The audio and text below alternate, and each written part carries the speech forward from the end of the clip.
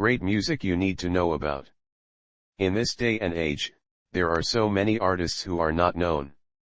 In this article I will detail various artists, whether they are classic greats who impacted music and artists, the world over, and across generations. Like AC/DC Elvis Presley, Lynyrd Skynyrd.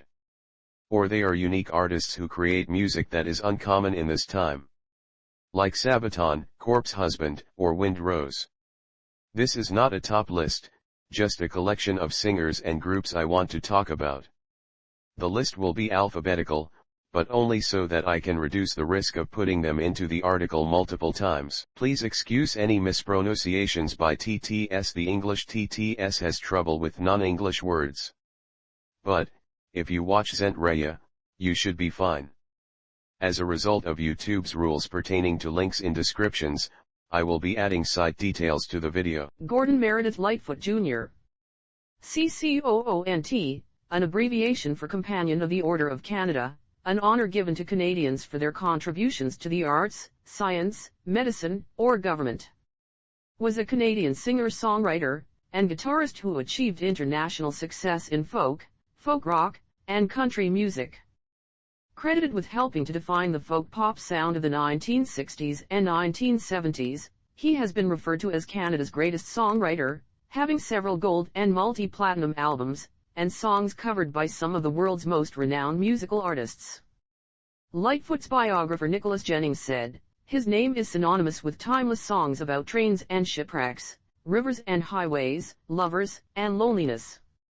Lightfoot's songs, including For Love and Me, Early Morning Rain, Steel Rail Blues, Ribbon of Darkness, a #1 hit on the U.S. country chart with Marty Robbins's cover in 1965, and Black Day, in July, about the 1967 Detroit riot, brought him wide recognition in the 1960s. Canadian chart success with his own recordings began in 1962 with the #3 hit Remember Me, I'm the One, followed by recognition and charting abroad in the 1970s. He topped the U.S. Hot 100, or adult contemporary chart with the hits If You Could Read My Mind, 1970, Sundown 1974, Carefree Highway 1974, Rainy Day People 1975, and The Wreck of the Edmund Fitzgerald 1976, and had many other hits that appeared in the top 40. Robbie Robertson of the band described Lightfoot as a national treasure. Lightfoot was a featured musical performer at the opening ceremonies of the 1988 Winter Olympic Games in Calgary, Alberta, and received numerous honors and awards. Early life, family, and education. Lightfoot was born in Orillia, Ontario, on November 17, 1938, to Jessie Victrill Lightfoot and Gordon Lightfoot Sr., who owned a local dry cleaning business. He was of Scottish descent. He had an older sister, Beverly. His mother recognized Lightfoot's musical talent early on and schooled him to become a successful child performer. He first performed publicly in grade 4, singing the Irish-American lullaby To or A Lou Ral, which was broadcast over his school's public address system during a Parents' Day event. As a youth, he sang in the choir of Orillia's St. Paul's United Church under the direction of choir master Ray Williams. According to Lightfoot, Williams taught him how to sing with emotion and how to have confidence in his voice. Lightfoot was a boy soprano. He appeared periodically on local Orillia radio, performed in local operettas and oratorios, and gained exposure through various Kiwanis music festivals.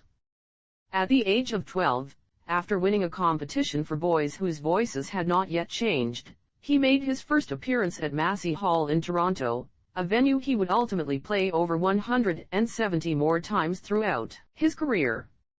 As a teenager, Lightfoot learned piano and taught himself to play drums and percussion.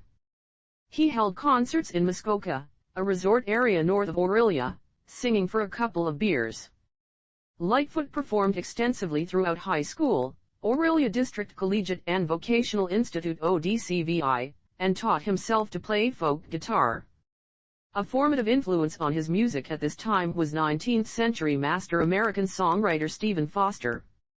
He was also an accomplished high school track and field competitor, setting school records for shot put and pole vault.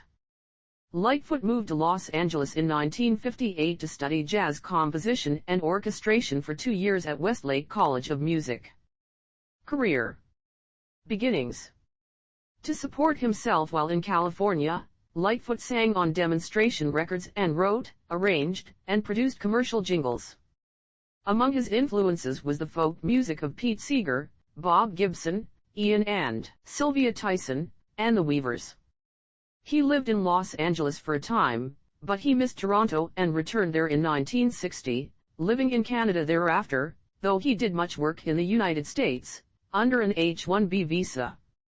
After his return to Canada, Lightfoot performed with the Singin' Swingin' 8, a group featured on CBC TV's Country Hoedown, and with the Gino Sylvie Singers.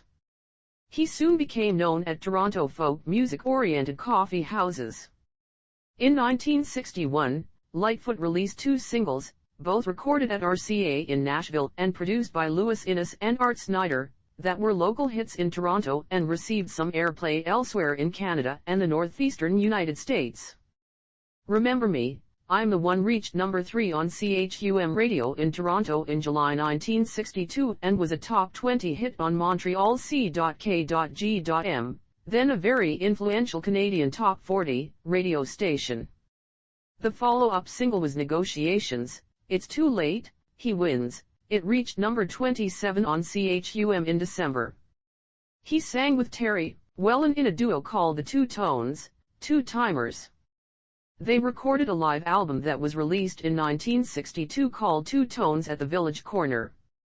In 1963, Lightfoot traveled in Europe and for 1 year in the UK he hosted BBC TV's Country and Western show, returning to Canada in 1964. He appeared at the Mariposa Folk Festival and began to develop a reputation as a songwriter. Ian and Sylvia Tyson recorded Early Mornin' Rain, and For Lovin' Me. A year later both songs were recorded by Peter, Paul, and Mary. Other performers who recorded one or both of these songs included Elvis Presley, Bob Dylan, Chad and Jeremy, George Hamilton IV, the Clancy Brothers, and the Johnny Mann Singers. Established recording artists such as Marty Robbins, Ribbon of Darkness, Judy Collins, Early Morning Rain, Richie Havens, and Spider Turner, I Can't Make It Anymore, and the Kingston Trio, Early Morning Rain all achieved some chart success with Lightfoot's material. 1960s.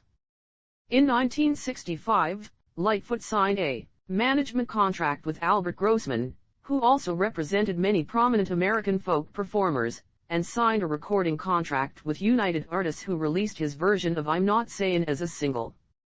Appearances at the Newport Folk Festival, The Tonight Show starring Johnny Carson, and New York's Town Hall increased his following and bolstered his reputation. 1966 marked the release of his debut album Lightfoot, which brought him greater exposure as both a singer and a songwriter. The album featured many now famous songs, including For Lovin' Me, Early Mornin' Rain, Steel Rail Blues, and Ribbon of Darkness. On the strength of the Lightfoot album, which blended Canadian and universal themes, Lightfoot became one of the first Canadian singers to achieve definitive homegrown stardom without having moved permanently to the United States to develop it. Lightfoot also recorded in the Nashville, Tennessee area at Forest Hills Music Studio, Bradley's Barn, run by Owen Bradley and his son Jerry during the 1960s. To kick off Canada's centennial year, the CBC commissioned Lightfoot to write the Canadian Railroad Trilogy for a special broadcast on January 1, 1967. Between 1966 and 1969, Lightfoot recorded 4 additional albums for United Artists, The Way I Feel 1967, Did She Mention My Name? 1968, Back Here on Earth 1968, and the live recording Sunday Concert 1969, and consistently placed singles in the Canadian Top 40, including Go Go Round, Spin, Spin, and The Way I Feel. His biggest hit of the era was a rendition of Bob Dylan's Just Like Tom Thumb's Blues, which peaked at number 3 on the Canadian charts in December 1965. Did She Mention My Name, released in January 1968, featured Black Day in July, about the 1967 Detroit riot. Weeks later, Upon the assassination of Martin Luther King Jr. on April 4, radio stations in 30 states pulled the song for "Fanning the Flames," even though the song was a plea for racial harmony. Lightfoot stated at the time radio station owners cared more about playing songs that make people happy, and not those that make people think. Unhappy at a lack of support from United Artists, he defected to Warner Brothers Records, scoring his first major international hit in early 1971 with "If You Could Read My Mind." Lightfoot's albums from this time were well received abroad but did not produce any hit singles. Outside of Canada, he remained better known as a songwriter than as a performer, yet he was to find commercial success there before he was fully appreciated in his own country. His success as a live performer continued to grow throughout the late 1960s. He embarked on his first Canadian national tour in 1967, and also performed in New York City. Between 1967 and 1974, Lightfoot toured Europe and was well received on 2 tours of Australia. UA continued to release best-of-album compilations in the 1970s even after Lightfoot became a success at Warner Brothers Reprise. 1970s Lightfoot signed to Warner Brothers Reprise in 1970 and scored a major hit in the United States with "If You Could Read My Mind," which sold over 1 million copies by early 1971 and was awarded a gold disc. The song had originally appeared on the poorly selling 1970 album Sit Down Young Stranger. After the song's success, the album was reissued under the new title "If You Could Read My Mind." It reached number 5 nationally and represented a major turning point in Lightfoot's career. The album also featured a second recorded version of "Me and Bobby McGee," as well as "The Pony Man," "Your Love's Return" song for Stephen Foster, and "Minstrel of the Dawn." Over the next 7 years, he recorded a series of successful albums that established him as a singer-songwriter. Summer Side of Life. 1971, with songs 10 Degrees and Getting Colder, Miguel, Cabaret, Nous Vivons Ensemble, and the title track, Don Quixote. 1972, with Beautiful, Looking at the Rain, Christian Island, Georgian Bay, and the title track, Old Dan's Records. 1972, with the title track, the two-sided single That Same Old Obsession, You Are What I Am, and the songs It's Worth Believin' and Can't Depend on Love. Sundown. 1974. Besides the title track, it includes Carefree Highway, Seven Islands Suite, The Watchman's Gone, High and Dry, Circle of Steel, and Too Late for Prayin'. Cold on the Shoulder. 1975. Along with title track are songs Bend in the Water, The Soul is the Rock, Rainbow Trout, All the Lovely Ladies, and the hit Rainy Day People. A double compilation LP Gord's Gold, in 1975, containing 12 new versions of his most popular songs from the United Artists era.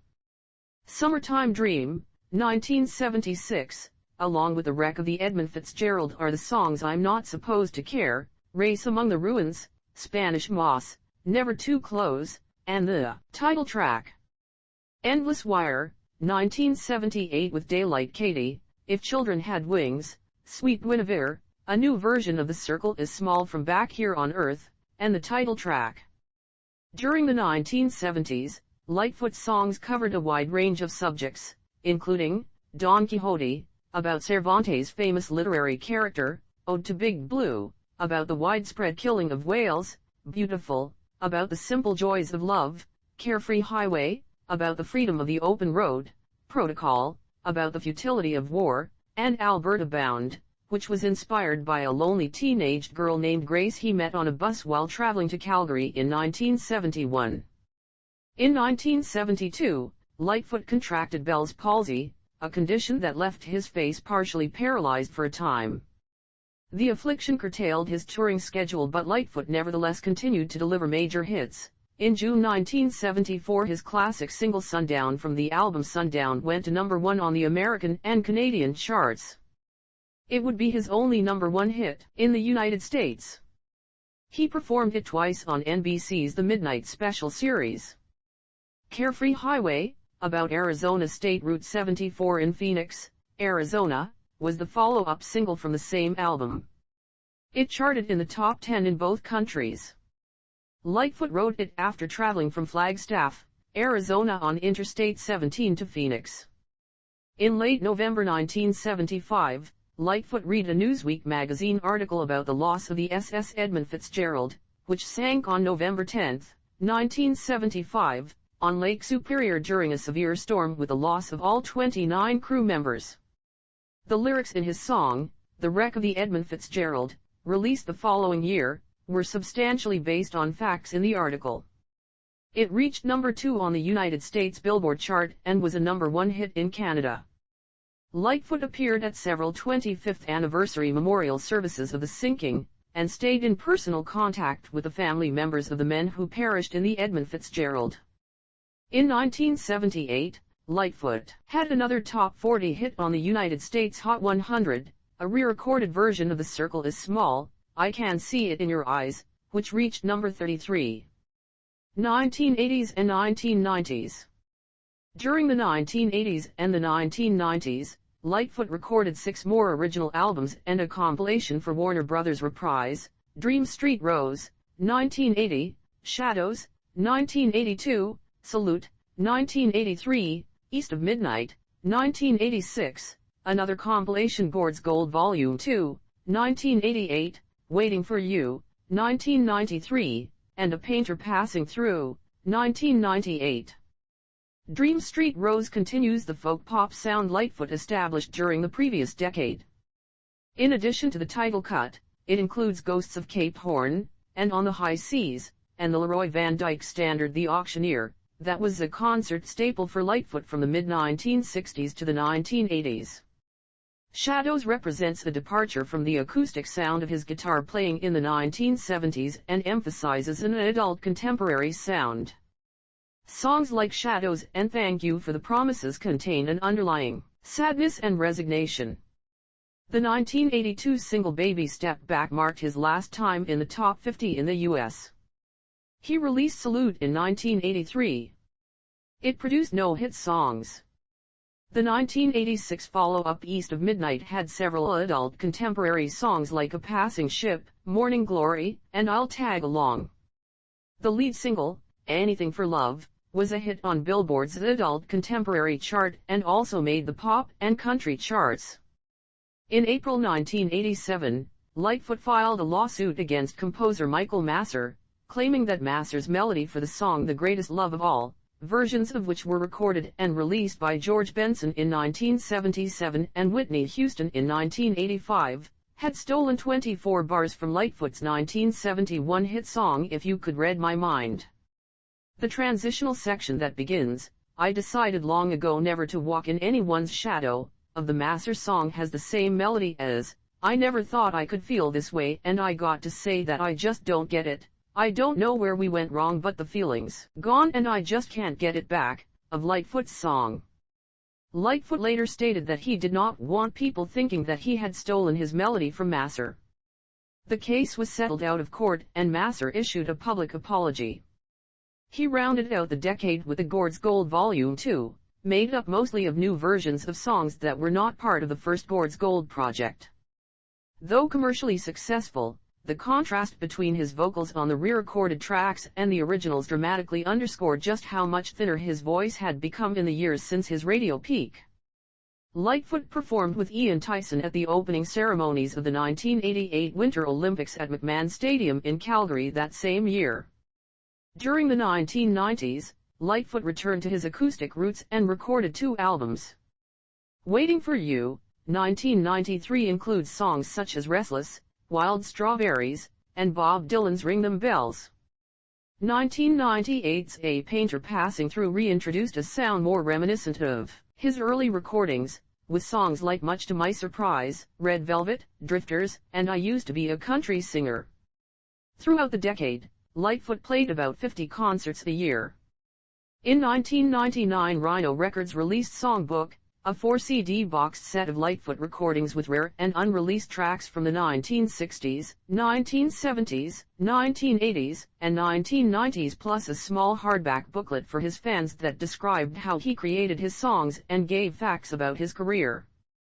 2000s In April 2000, Lightfoot taped a live concert in Reno, Nevada, This one-hour show was broadcast by CBC in October, and as a PBS special across the United States. PBS stations offered a videotape of the concert as a pledge gift, and a tape and DVD were released in 2001 in Europe and North America. This was the first Lightfoot concert video released. In April 2001, Lightfoot performed at the Tin Pan South Legends concert at Ryman Auditorium in Nashville, closing the show. In May, he performed Ring Them Bells at Massey Hall in honor of Bob Dylan's 60th birthday. By January 2002, Lightfoot had written 30 new songs for his next studio album. He recorded guitar and vocal demos of some of these new songs. In September, before the second concert of a two-night stand in Orillia, Lightfoot suffered severe stomach pain and was airlifted to McMaster University Medical Center in Hamilton, Ontario. He underwent emergency vascular surgery for a ruptured abdominal aortic aneurysm, and he remained in serious condition in the intensive care unit. Lightfoot endured a 6-week coma and a tracheotomy, and he underwent 4 surgical operations. All of his remaining 2002 concert dates were cancelled. More than 3 months after being taken to the McMaster Medical Center, Lightfoot was released in December to continue his recovery at home. In 2003, Lightfoot underwent follow-up surgery to continue the treatment of his abdominal condition. In November he signed a new recording contract with Linus.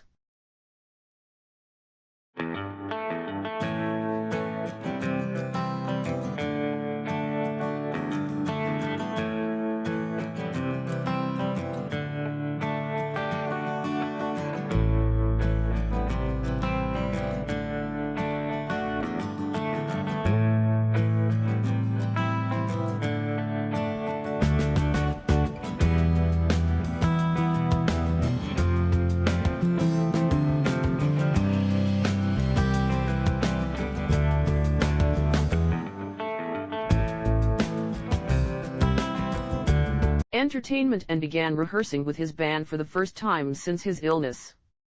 Also in 2003, Borealis Records, a label related to Linus Entertainment, released Beautiful, a tribute to Gordon Lightfoot.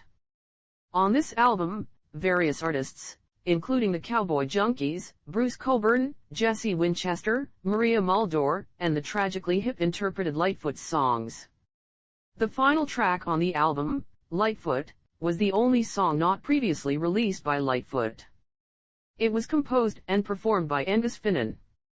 In January 2004, Lightfoot completed work on Harmony, which he had mostly recorded prior to his illness.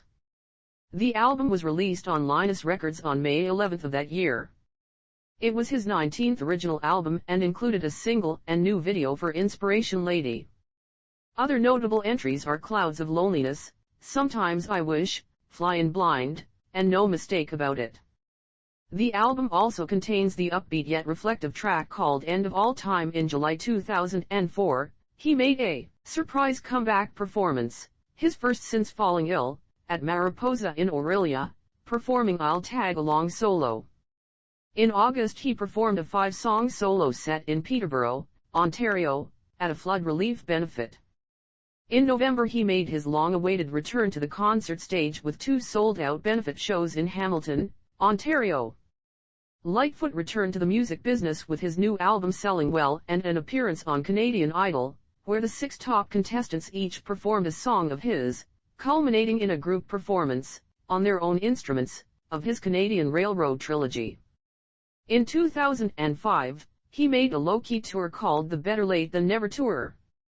On September 14, 2006, while in the middle of a performance in Harris, Michigan, Lightfoot suffered a minor stroke that temporarily left him without the use of the middle and ring fingers on his right hand.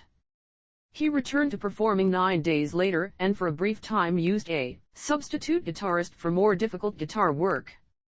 In 2007, Lightfoot had full use of his right hand and played all of the guitar parts in concert as he originally wrote them.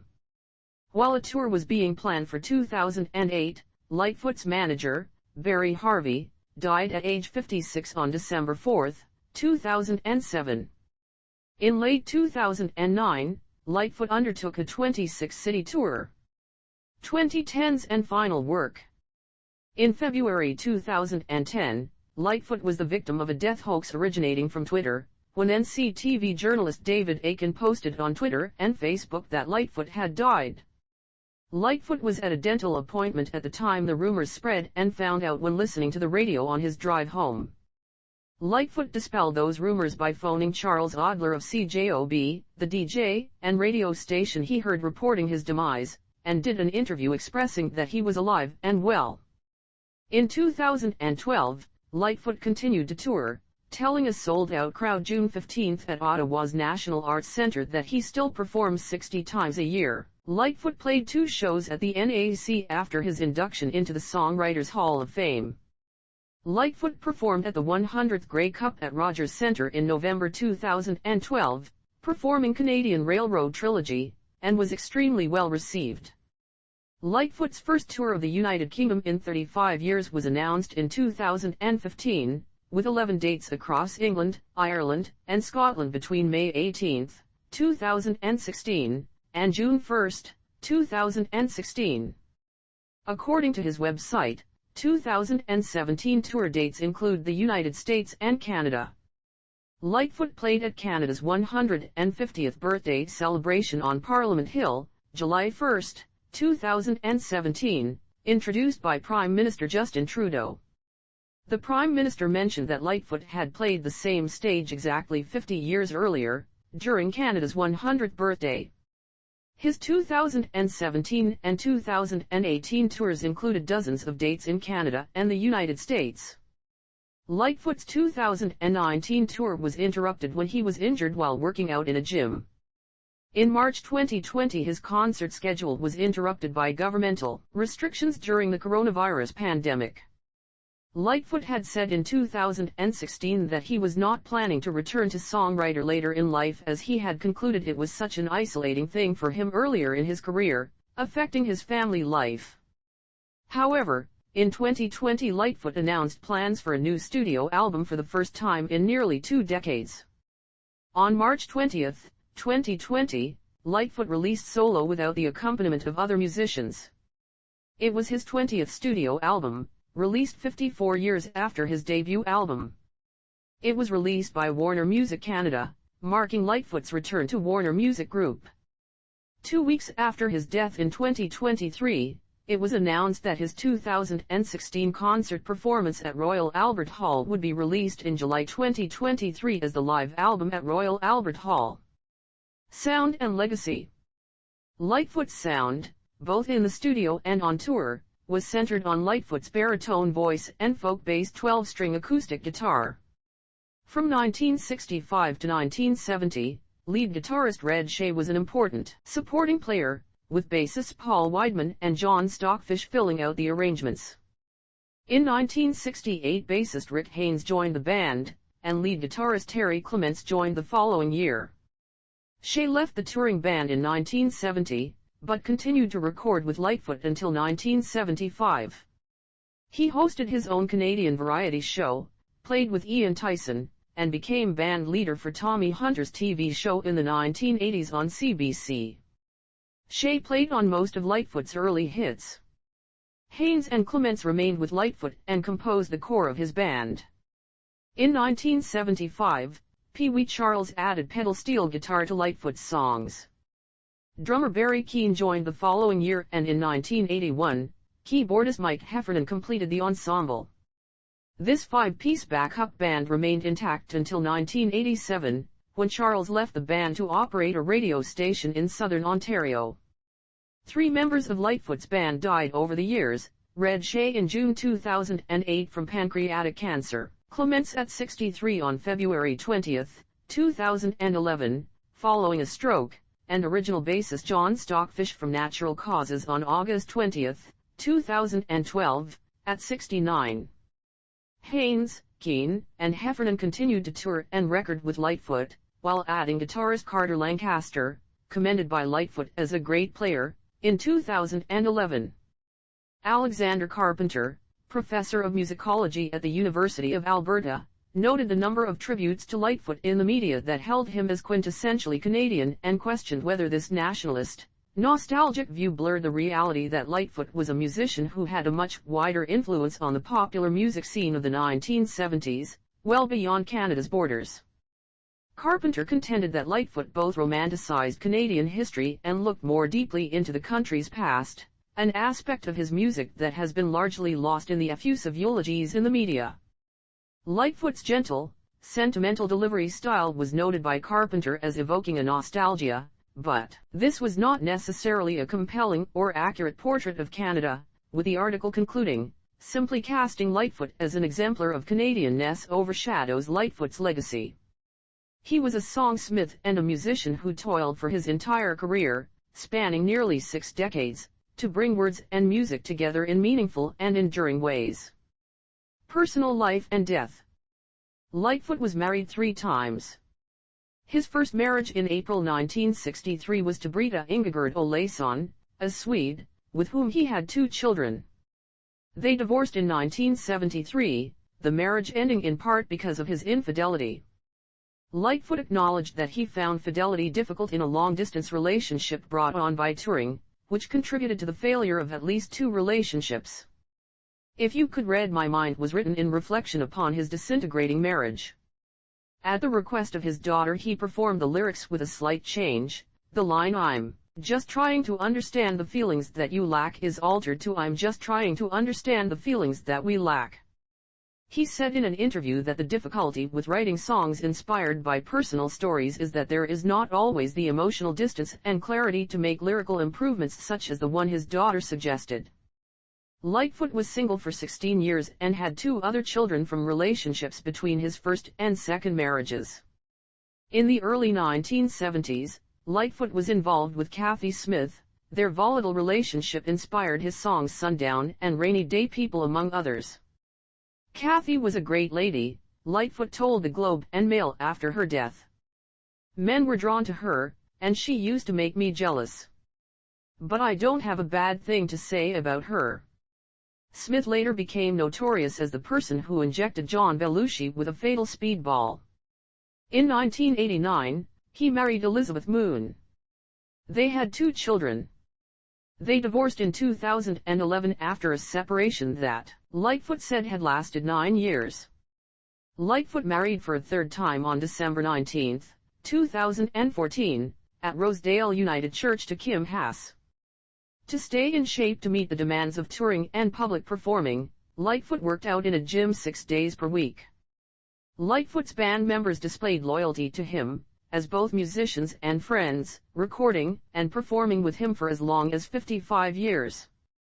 Lightfoot was a longtime resident of Toronto, having settled in the Rosedale neighborhood in the 1970s, which once hosted an infamous after-party following a Maple Leaf Gardens date on Bob Dylan's Rolling Thunder Revue tour. In 1999, he purchased his final home in the Bridle Path neighborhood, where he would eventually live across the street from fellow musician Drake, who purchased property in the mid-2010s, and at various times down the street from both Mick Jagger and Prince.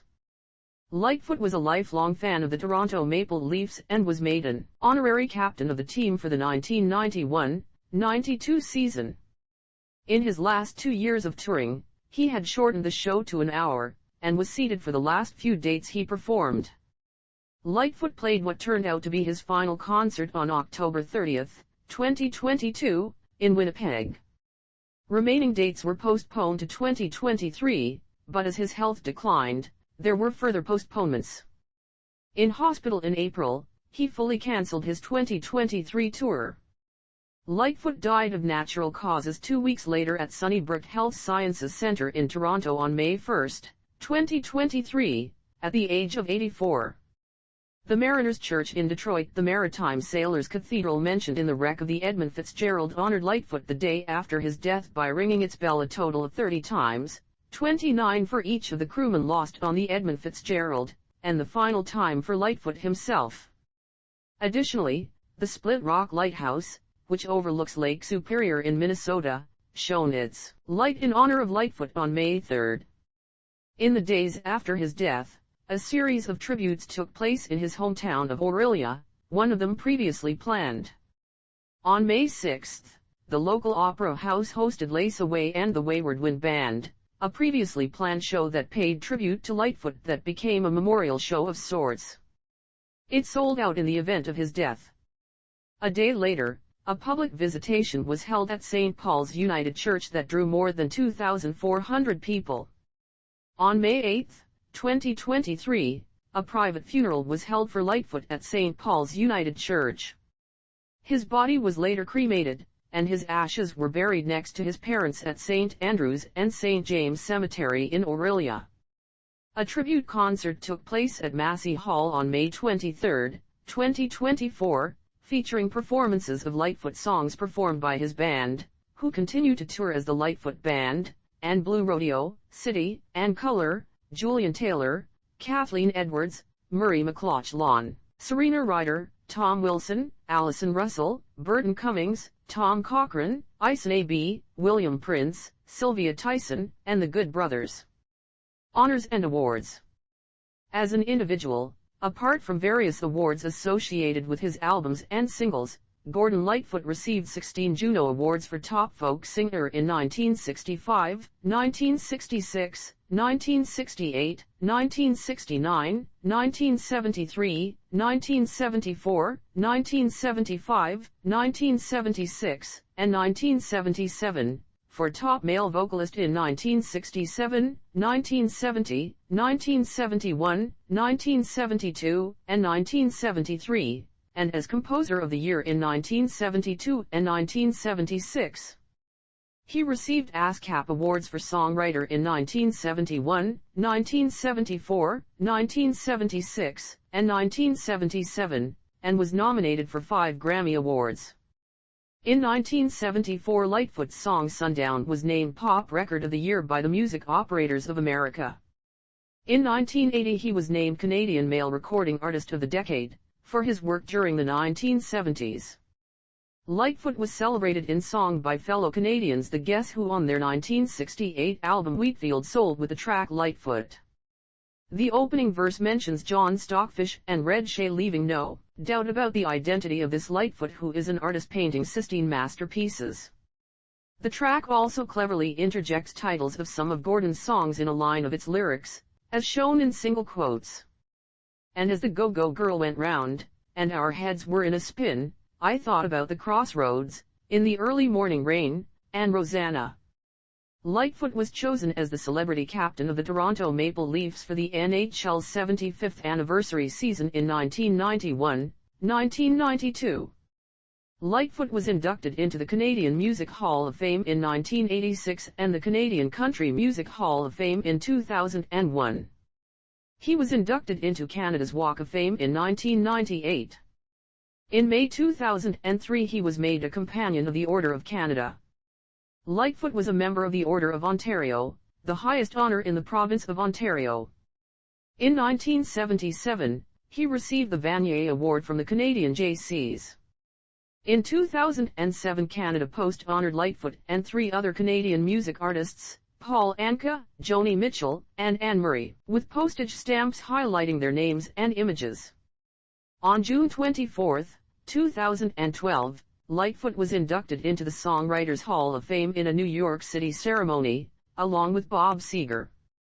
He received an honorary Doctor of Laws degree from Trent University in spring 1979, and on June 6, 2015, Lightfoot received an honorary Doctorate of Music in his hometown of Orillia from Lakehead University.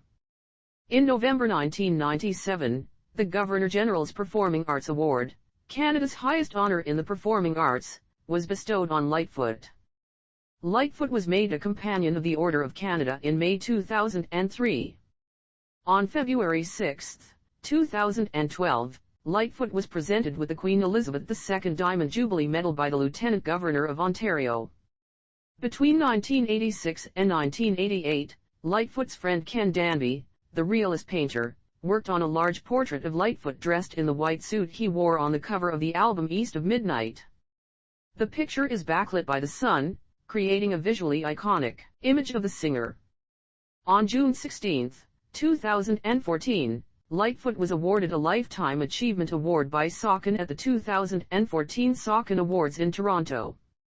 On October 23, 2015, Lightfoot was honored with a 4-meter-tall bronze sculpture created by Timothy Schmaltz in his hometown of Orillia, Ontario.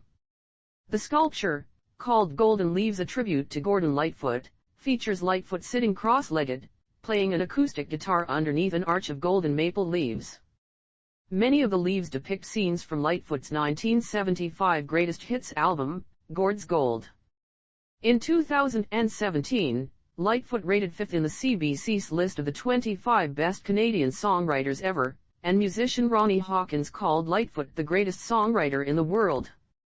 That same year, Penguin Random House Canada published the Gordon Lightfoot biography, Lightfoot, written by journalist Nicholas Jennings, and it topped the national bestseller lists.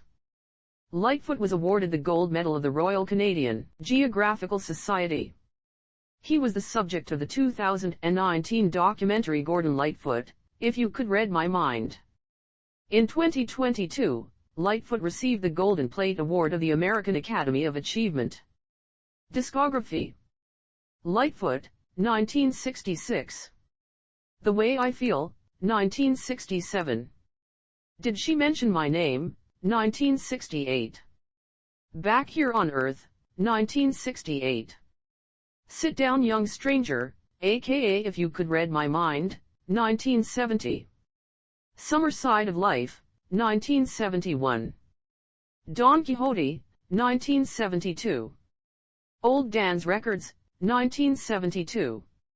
Sundown, 1974. Cold on the Shoulder, 1975. Summertime Dream, 1976. Endless Wire, 1978. Dream Street Rose, 1980. Shadows, 1982. Salute, 1983. East of Midnight, 1986. Waiting for You, 1993. A Painter Passing Through, 1998. Harmony, 2004. Solo, 2020.